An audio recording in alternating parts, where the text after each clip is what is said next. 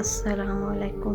Urdu stories hub में आपको खुश आमदीद कहती हूँ। अगर आप मेरे चैनल पर न्यू हैं तो इसे सब्सक्राइब कर लें और बेल आइकन के बटन पर दबा दें ताकि आने वाली हर वीडियो का नोटिफिकेशन आपको मिलता रहे।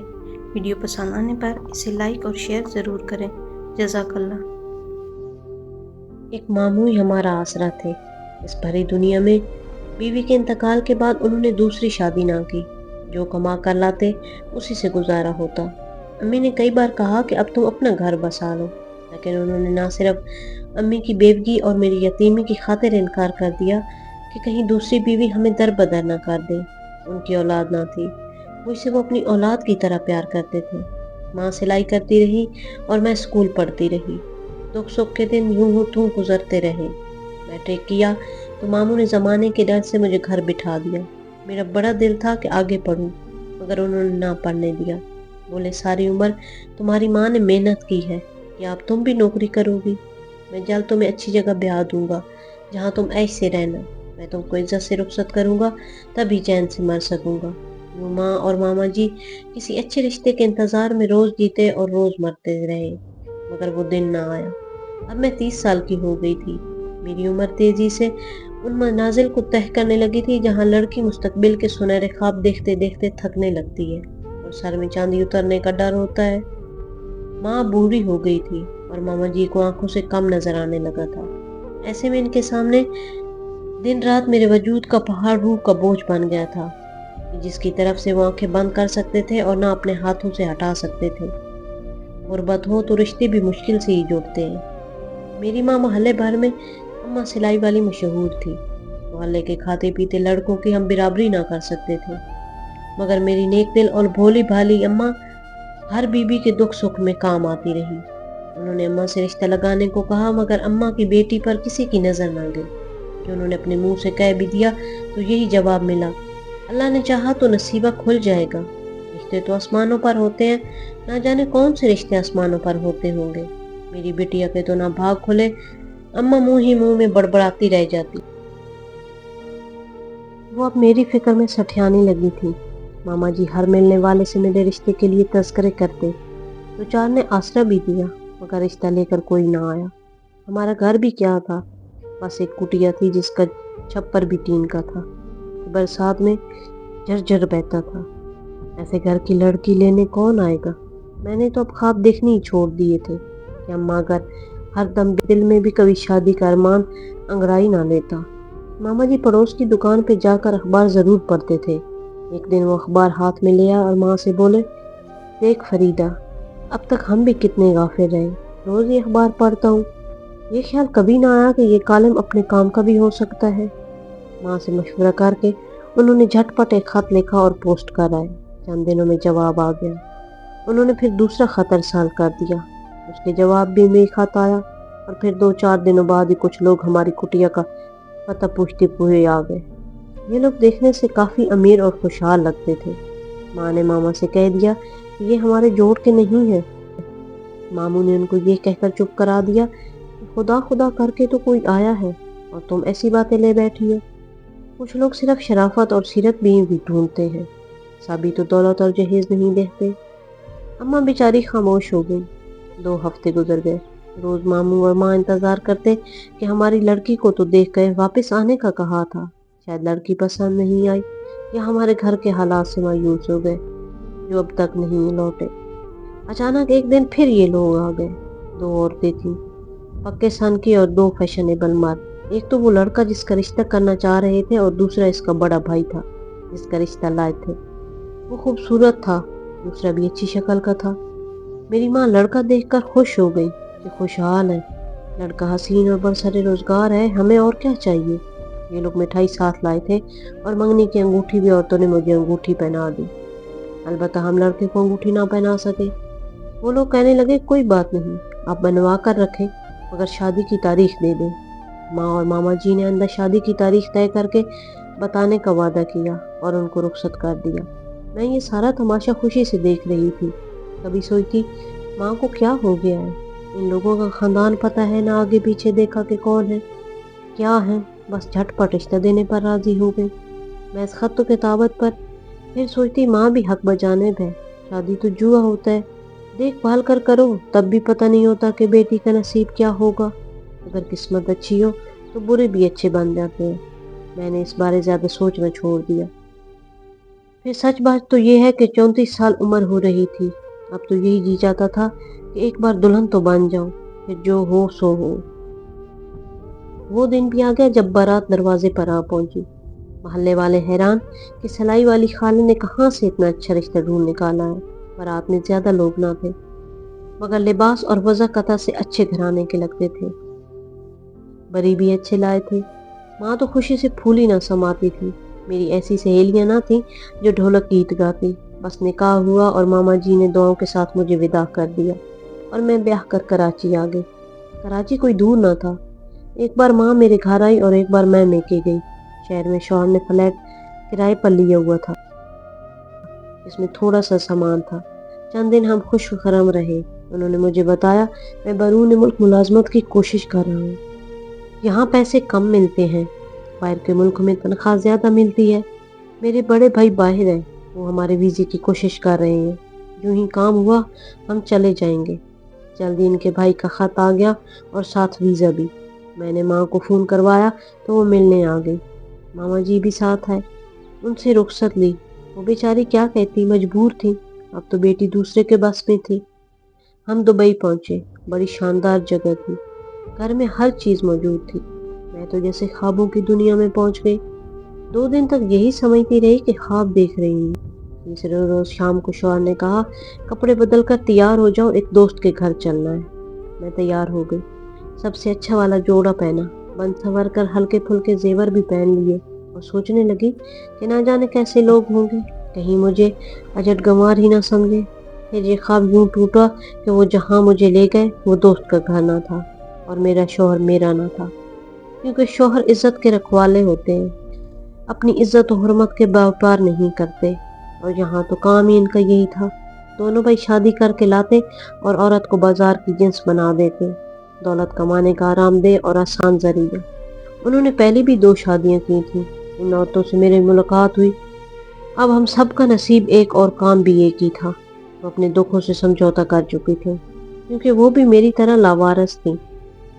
دیکھ بھال کر ایسے گھرانے پھانستے تھے جو غریب ہوں اور جن کے پیچھے کوئی نہ ہو۔ مدت گزر گئی۔ اس طرح جسم کو بکتے اور روح کو پامال ہوتے۔ پھر جیسے ہر احساس مٹ گیا اور مجبوری پاؤں کی زنجیر بن گئی۔ یہاں تک کہ عمر رسیدگی نے آ لیا۔ میں ان کے گھر کا کچن سنبھالنے پر لگا دی گئی۔ میری جگہ وہ 2 اور لڑکیاں لے آئے تھے۔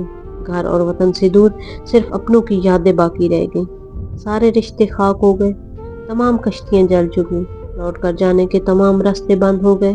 لوٹ کر جاتی بھی تو وہاں کون ملتا، جانے والے تو اس جہان سے گزر چکے تھے۔ اس عمر میں صرف ایک روشنی کی کرن پاس تھی، نماز کی پابندی۔ آدھی رات کو اٹھ کر اللہ کے حضور سجدے میں گر کر اپنے گناہوں کی معافی کے لیے دعائیں کرتی۔ گرچہ اپنی مرضی سے اس راہ کو نہیں چنا تھا، پھر بھی اللہ کا خوف آتا۔ اس رب سے ڈر تو لگتا تھا، نہ جانے ہماری بخشش ہوگی یا نہیں، مگر اس کی رحمتوں سے تو گناہگار سے گناہگار کو بھی مایوس نہ ہونا چاہیے۔ وہ معاف کرنے والا بڑا غفور اور رحیم ہے۔ خود کو سمجھاتی اور امید کا دامن ہاتھ سے نہ چھوڑا۔ کچھ عرصے بعد کیسر نے مجھے ایک مراکشی کے ہاتھ بھیج دیا۔ دونوں بھائیوں کی نئی بیویاں بازار جاتی، وہ مجھے بھی کبھی کبھار ہمراہ لے جاتی۔ ایک دن وہ ایک بڑے مال گئیں اور شاپنگ میں مصروف ہوئی۔ میں ان کے ساتھ چلتے چلتے تھک گئی تو ایک جگہ پڑی کرسی پر بیٹھ گئی۔ ادھر سے ایک عورت گزر رہی تھی جس کا 4 سال کا بچہ دوڑتے ہوئے میرے پاس آ گیا۔ وہ عورت بچے کو ادھر ادھر ڈھونڈنے لگی۔ میں نے اسے پریشان دیکھ کر اپنی طرف متوجہ کیا کہ تمہارا بچہ ادھر ہے۔ شکریہ خالہ جی، میرا لڑکا بہت شریر ہے، شکر ہے آپ نے اسے تھام لیا، ورنہ تو یہ اور آگے دوڑ جاتا۔ میرے میاں بل ادا کرنے میں مصروف تھے اور میں اس لڑکے کے پیچھے دوڑ نہیں سکتی تھی۔ میں نے کہا کوئی بات نہیں بیٹی، میں دیکھ رہی تھی یہ کیسے بھاگا ہے، میرے سامنے آیا تو میں نے روک لیا تاکہ اور آگے نہ چلا جائے۔ وہ کہنے لگی آپ کون ہیں، کہاں رہتی ہیں؟ میں نے بتایا پاکستانی ہوں اور ایک گھر میں ملازمت کرتی ہوں، ان کا کھانا وغیرہ پکاتی ہوں۔ کیا آپ وہاں خوش ہیں؟ ہرگز نہیں، مگر مجبوری ہے، واپس وطن نہیں جا سکتی۔ کیا آپ وطن واپس جانا چاہیں گی؟ وہاں اب میرا کوئی نہیں رہا، کس کے پاس جاؤں گی؟ آپ وہاں کون سے شہر میں رہتی تھی؟ حیدرآباد میں۔ میں نے بتایا میں بھی وہاں کی رہنے والی ہوں۔ हैदराबाद में किस जगह रहती थी? गलत क्या बताती? मैंने इलाके और मोहल्ले का बताया तो वो चौंक पड़ी और कहने लगी, मैं भी वहाँ की रहने वाली हूँ। फिर तो आप मुझे जानती होंगी। नहीं बेटी, तुम्हारी और मेरी उम्र में बहुत फर्क है। मेरी शादी हो गई तो किस्मत दुबई ले आई थी, तब तुम शायद छोटी सी होगी। इसने इतरार किया, अपने वालिदैन का अता पता बताइए। मेरा तो वतन आना जाना रहता है, आपको कभी नहीं देखा था। वहाँ मेरी माँ का बस इतना ही पता है, बेटी अम्मा सिलाई वाली। मैंने इसे टालना चाहा क्योंकि मुझे डर था कि जिनके साथ आई हूँ वो शॉपिंग करके बस आती ही होंगी। अम्मा सिलाई वाली? वो चौंक पड़ी। इसकी आंखों में चमक देखकर मैं समझ गई कि ये मेरे घर आने को जानती है। कहने लगी, अगर आप दुखी हैं तो मैं आपको अपने घर ले जा सकती हूँ। मेरे 2 छोटे छोटे बच्चे हैं, आप मेरा किचन संभाल लेना, मैं आपको हर माह बहुत अच्छे पैसे दूंगी। तनख्वाह मत समझना, आप एक जिंदा इंसान हैं, आपको भी तो अच्छी जिंदगी गुजारने के लिए रकम चाहिए होगी। मैं जरूर छोटी सी थी, मगर याद है कि अम्मा सिलाई वाली हमारे घर आती थी। डूबते को तिनके का सहारा। मैं तो कब की इस दोजख से निकलना चाहती थी, जवानी खत्म होने को थी। अधेड़ उम्री में मुझे ब्याह कराने वाले नाम नहाद शोर को जब मेरी जरूरत ना रही तो इसने जिस शख्स के हाथ बेचा वो एक मराकशी था और उसने मुझे अपने घरेलू मुलाजमा के तौर पर खरीदा था। मैं तो उनकी जबान भी नहीं जानती थी। मैंने इस बच्ची को बताया, बेटी तो मुझे ऐसे नहीं ले जा सकती, अलबत्ता मेरे मालिक से तुम्हारा शौहर बात कर ले तो वो मुझे तुम लोगों के हवाले कर सकता है।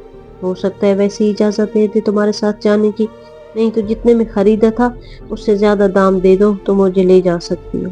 इस मोहल्लादार लड़की का नाम शाजिया था। उसने उसी वक्त अपने शौहर से बात की। मैंने इन दोनों मराकशी भाइयों का नंबर बताया जिन्होंने मुझे खरीदा था। इन लोगों ने इससे बात की जिसकी बीवी मुझसे खुश न थी क्योंकि मुझे मराकशी खाने बनाने नहीं आते थे। वो आदमी मुझे फरोख्त करने पर राजी हो गया और मेरी खैर खां ने मुझको इन लोगों से खरीद लिया। शाजिया मुझे घर ले आई। उसने बताया कि तुम्हारी माँ जिंदा है। कुछ अरसा कबल जब मैं पाकिस्तान गई थी मैंने अपनी बड़ी बहन से सुना कि अम्मा सिलाई वाले के भाई जब से बीमार हुई हैं वो दुखी रहने लगी थी। पहली बेटी के गम में बीमार रहती थी मगर बेचारी सिलाई करके गुजारा चला रही थी। वक्त ने बूढ़ा तो करना होता है, वो भी बूढ़ी हो गई और मेहनत करने के काबिल ना रही तो इसके देवर के पोते उससे ले गए। हैदराबाद में कहाँ है ये नहीं मालूम, मगर इनके शौहर का मकान अभी भी खाली पड़ा है, उस पर ताला लगा हुआ है। तुम कहो तो मैं अपने भाई से कहकर पता करा दूंगी कि तुम्हारी वालदा कहाँ है, जिंदा है या अल्लाह की रजा से खालिक के पास चली गई हैं। शाजिया बात कर रही थी और आंसू मेरी आंखों से रवां थे। कैसर ने तो मुझे कहा था कि तुम्हारे मामा और माँ मर चुके हैं। खुदा करे मेरी माँ जिंदा हो और मैं आखिरी बार उसको देख सकूं। दिल से दुआ की थी। कुछ बातें अनहोनी होती हैं मगर हो जाती हैं। मैंने शाजिया को कैसर के बारे में बस इस कदर के बताया कि इसने और शादी कर ली तो मुझे तलाक देकर इस मराकशी खानदान के हवाले कर दिया था क्योंकि यही इसकी नई बीवी की मर्जी थी कि मैं वहां ना रहूं। मैं 5 साल तक मराकशी खानदान के साथ रही। इनकी थोड़ी थोड़ी बात समझती थी लेकिन वो मेरी बात समझ लेते थे। खैर जब शाजिया और इसके शौहर पाकिस्तान जाने लगे मैं भी इनके साथ आ गई। शाजिया मेके गई तो मैंने अपना मोहल्ला देखा जहाँ मैंने बचपन गुजारा था। अपना घर देखा जो पहले झोपड़े नुमा था, फिर मामा ने रफ्ता रफ्ता इसको एक मकान की शक्ल दे दी। इस घर में ही तो मैंने जन्म लिया था। शाजिया के भाई ने किसी सूरत अम्मा सिलाई वाली को तराश कर लिया। मकान की देखभाल के लिए एक दिन वो शख्स आया जिसने ताला लगाया था। वो वालिद का वही रिश्तेदार था जो मेरी वालदा को ले गया था क्योंकि मेरे बाद यही मेरे वालिद के नजदीकी रिश्तेदार थे और विरासत में हक जानकर अब हमारे मकान की देखभाल कर रहे थे। मुझे मकान से नहीं माँ से गर्ज थी और मेरे लिए खुशी की बात यह थी कि मेरी माँ जिंदा थी, मैं उनसे मिल सकती थी। मेरी जिंदगी की सबसे बड़ी ख्वाहिश और दिली दुआ कबूल हो गई थी। मेरे वालिद के इस रिश्तेदार का नाम जलील था। उसने बताया कि एक पड़ोसी ने इस वक्त हमसे रब्ता किया जब आपकी वालदा बहुत अलील और अकेली थी। इनकी देखभाल करने वाला और उनको खाना तक देने वाला कोई न था। लिहाजा मेरे वालिद और वालदा ने कहा कि अब तक हमने चच्ची की खबरगिरी नहीं की कि इनके भाई और बेटी मौजूद थे। अब हमारा फर्ज बनता है, आखिरी उम्र के हिस्से में जबकि वो तन्हा रह गई हैं। जलील ने बताया, बहन आपकी माँ मेरे पास है लेकिन वो बहुत नहीफ हो गई है और चलने फिरने से तकरीबन माजूर है। मेरी वालदा और बहन इनका हाथ पकड़कर वॉशरूम तक ले जाती हैं। जलील भाई के जरिए मैं वालदा से मिली तो उन्होंने अपने घर में वापस आने की ख्वाहिश ज़ाहिर की क्योंकि वो मेरे पास और मैं इनके साथ रहना चाहती थी। तभी शाजिया ने मुझे मेरी वालदा के पास छोड़ दिया। بے شک میری ماں تھوڑے دن اور زندہ رہی، مگر یہ دن بھی میرے اور میری ماں کے لیے انمول تھے۔ خدا نے مجھے ملایا، آخری دنوں میں مجھے ان کی خدمت کا موقع دیا۔ میں نے ان کو اپنی گزری ہوئی زندگی کے تاریک دنوں کے بارے میں کچھ نہ بتایا، کیونکہ میں انہیں دکھ نہ دینا چاہتی تھی۔ ان کے انتقال کے بعد میں نے جلیل بھائی سے درخواست کی کہ مجھے اپنے والد کے گھر میں رہنے دیں۔ میری کوئی اولاد نہیں ہے۔ میں نے ان سے وعدہ کیا کہ میں یہ گھر ان کے نام لکھ دوں گی۔ وہ بولے، بہن تم اپنی خوشی سے والد کے گھر رہنا چاہتی ہو، بے شک رہو، مگر میں اکیلی کیسے رہوں گی؟ ابا شادیہ کے والد اور بھائی کا گھر سامنے ہی تھا، میں ان کے سہارے رہ سکتی تھی۔ جلیل بھائی کو میں نے مکان کی وراثت کا مختار نامہ دے دیا تھا۔ وہ میرے لیے بھائیوں جیسے تھے، رشتے کے ہی نہیں سگے بھائی کی طرح انہوں نے میرا خیال رکھا اور مجھے ہر ماہ خرچے کے لیے معقول رقم بھی دیتے۔ شازیہ آپا کے شوہر کی ملازمت کا کنٹریکٹ ختم ہو گیا تو یہ لوگ بھی اپنے وطن لوٹ آ گئے۔ آپا نے اپنے والدین کے نزدیک گھر خرید لیا تو ان کی محبت سے اور بھی سہارا مل گیا۔ محلے والے بھی میرا خیال رکھنے لگے، لیکن جب وہ یہ سوال پوچھتے کہ تم آخر کہاں چلی گئی تھی، میں کہ دوبارہ کیوں نہیں لوٹی، کہ تمہاری ماں تمہاری جدائی سے بدحال رہتی تھی، تب میں اس سوال کا ان کو کوئی جواب نہیں دے سکتی۔ شازیہ نے البتہ سب کو یہ بات بتا دی کہ جس کیسر نامی شخص سے فریدہ آپا کی شادی ہو گئی تھی وہ دھوکے باز نکلا اور اس نے مراکش لے جا کر آپا کو فروخت کر دیا۔ جب خریدنے والے دبئی آئے تو یہ بھی ان کے ساتھ دبئی آ گئیں اور مجھے مل گئی۔ یوں یہ لوٹ کر یہاں آئی ہیں۔ محلے والوں نے ان کی بات کا یقین کر لیا اور یوں میں زندگی کے باقی دن شازیہ کے پاس گزار رہی ہوں۔ اللہ تعالیٰ اس جیسی ہمدرد اور نیک بیٹی سب کو دے۔ میں جب تک زندہ ہوں ان کے بچوں کے لیے دعا گو رہوں گی۔